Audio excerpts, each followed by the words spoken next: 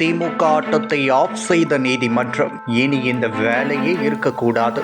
தரமான சம்பவம். தமிழகத்தில் இருக்கக்கூடிய காவல்துறை ஸ்காட்லாந்துக்கு நிகரான காவல்துறை என்று இருக்கையில் ஆட்சி அதிகாரத்தில் இருப்பவர்களுக்கு ஆதரவாக செயல்படுவதால் அனைத்து காவல்துறையின் பெயர்களும் தவறாக சித்தரிக்கப்படுகிறது. இந்நிலையில் சென்னை உயர்நீதிமன்றத்தில் இன்று நடந்த விவாதம்தான் அரசின் செயல்பாட்டை அடக்கியுள்ளது. வருடத்தில் ஒருமுறையாவது யூடியூபர் சவுக் சங்கரை ஏதாவது ஒரு வழக்கில் கைது செய்து சிறையில் அடைக்கிறது. பல எதிர்ப்புகள் அரசியல் தலைவர்கள் இருந்தாலும் கருத்தியல் ரீதியாக மோதலை விட்டு கைது நடவடிக்கையில் தான் ஈடுபடுகின்றன. நீதிமன்றம் ஒவ்வொரு முறையும் ஜாமீன் கொடுக்கையில் நீதிமன்றமும் காவல்துறையை கண்டித்துதான் வருகிறது.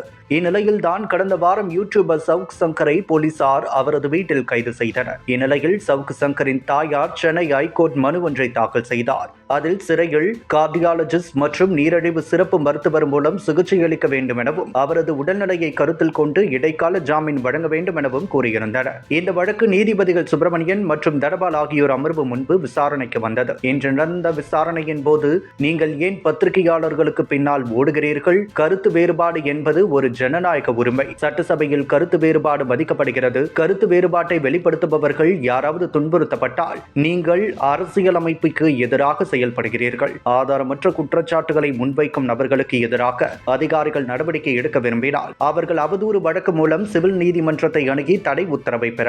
அதற்கு உங்களை யாரும் தடுக்க முடியாது எனவும் தனிநபர் சுதந்திரம் என்ற விஷயத்தை தொட்டால் அது அரசியலமைப்பின் அடிப்படை கொள்கைகளில் தலையிடுவதாக அமையும். மருத்துவ நிலை மற்றும் அவரது சுதந்திரம் மீண்டும் மீண்டும் கட்டுப்படுத்தப்படுவதையும் கருத்தில் கொண்டு ஜாமீனில் விடுவிக்க தயாராக உள்ளது என கூறி சவுக் சங்கருக்கு 2025 டிசம்பர் 26 முதல் 2026 மார்ச் 25 வரை இடைக்கால ஜாமீன் வழங்கி நீதிபதிகள் உத்தரவிட்டனர். இதன் மூலம் இன்று சவுக் சங்கர் சிறையிலிருந்து வெளியே வரவுள்ளார். இப்படி ஒவ்வொரு முறையும் நீதிமன்றத்தில் அரசு சார்பாக காவல்துறையினர் தலைகுனிவை சந்தித்து வருகின்றனர். சட்டமன்ற தேர்தல் நேரத்தில் சவுக் சங்கரை சிறையில் வைத்தால் அரசுக்கு எதிராக யாரும் பேச மாட்டார்கள், பயத்தை ஏற்படுத்தலாம் என எண்ணிய காவல்துறைக்கு தலைகுனிவாக பார்க்கப்படுகிறது.